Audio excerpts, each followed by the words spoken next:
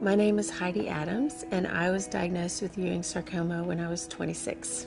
After you reach a certain age and know a little bit about cancer, it's natural to consider the possibility that you might not survive the disease. That definitely happened to me. When I was diagnosed, I felt shocked and cheated because I had to think about the possibility of dying. I felt that I had somehow crossed a line that none of my friends were even aware existed. It was a loss of innocence for sure. Even though I never really thought that I was going to die from this disease, I started exploring death and spirituality and afterlife. And the thing I came up with that ultimately provided a lot of comfort is that death is a part of life. We're all on this fatal adventure, and it's as natural to die as it is to breathe.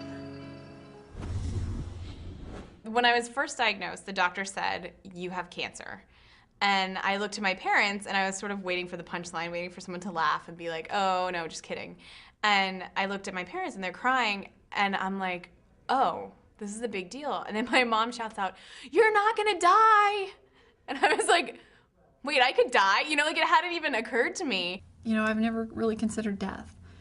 And when I got diagnosed with cancer, that's all I thought about was death. And I prayed and prayed and prayed to fight that and not go down that route. I think it's a natural reaction from someone who's had cancer or any other illness, life-threatening illness. It's just a thought that creeps in. You know, my tumor has shrunk, but it's still kind of like everything's so uncertain. You know, I hear about people who look like they're doing great and feeling fine, and then a month later they're dead. You know, and I have to face that every day.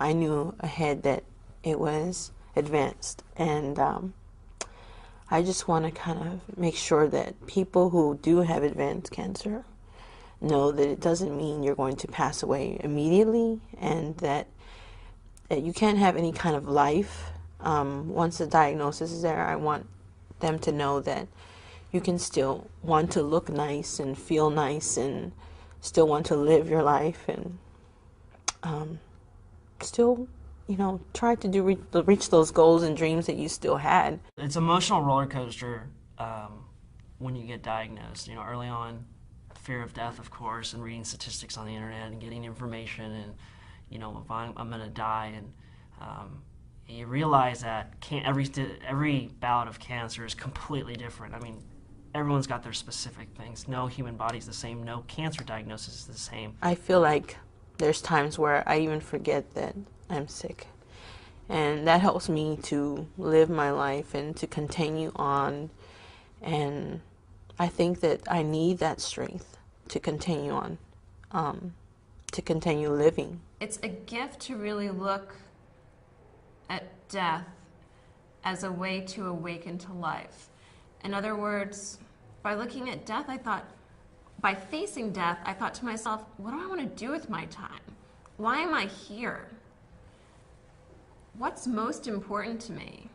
And then it offered me an invitation. I can sit around and continue doing certain things that aren't serving me, or I can make some changes and really awaken to life more fully. And that's how I try to live. I've done a lot of things that since being diagnosed. I've gone to Europe a few times. I've run 6 marathons since being diagnosed. I've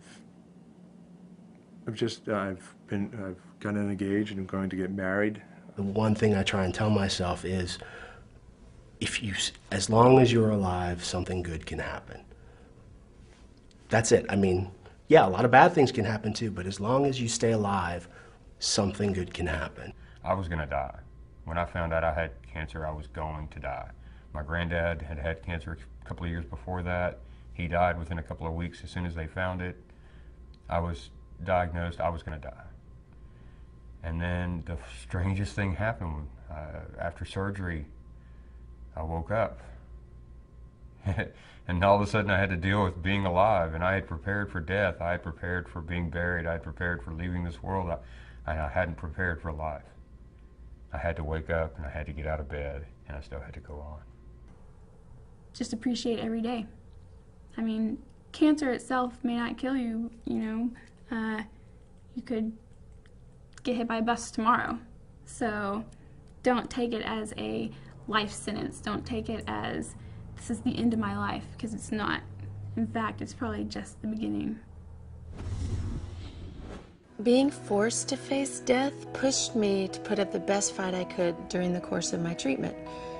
If you've been thinking about this too, don't be afraid. Talk to people, ask questions, read, and think about it. One way to demystify something and make it less scary is to throw the curtain back and really look at it. It doesn't mean you've given up, but it might just help you love and accept your life regardless of its length.